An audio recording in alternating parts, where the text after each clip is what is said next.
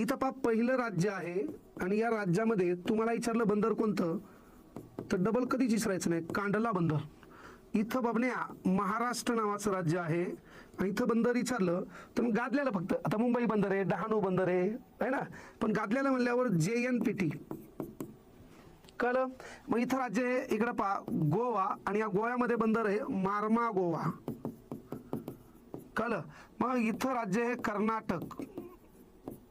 कळलं का, कर्नाटक. मग कर्नाटक म्हणल्यावर बंगळुरू. इथं राज्य आहे केरळ आणि या केरळ नावाच्या राज्यामध्ये हे कोचीन बंदर आहे. कळलं का. इथंच बंदर आहे कालिकत.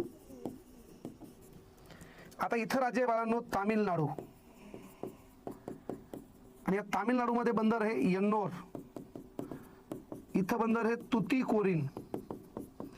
इथं बंदर आहे चेन्नई.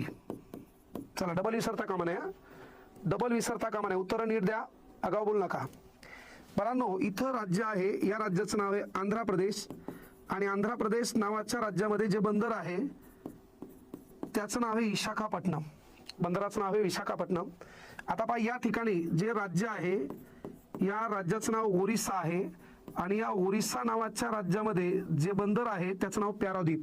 आता या ठिकाणी पश्चिम बंगाल नावाचं राज्य आहे आणि या पश्चिम बंगाल नावाच्या राज्यामध्ये इकडं पहा बंदर जर विचारलं हुगली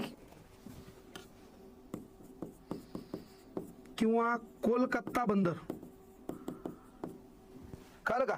हा ही गोष्ट लक्षात घ्या, डबल विसरता कामा नये. म्हणजे कोणत्या राज्यात कोणते बंदर डबल विसरता कामा नये.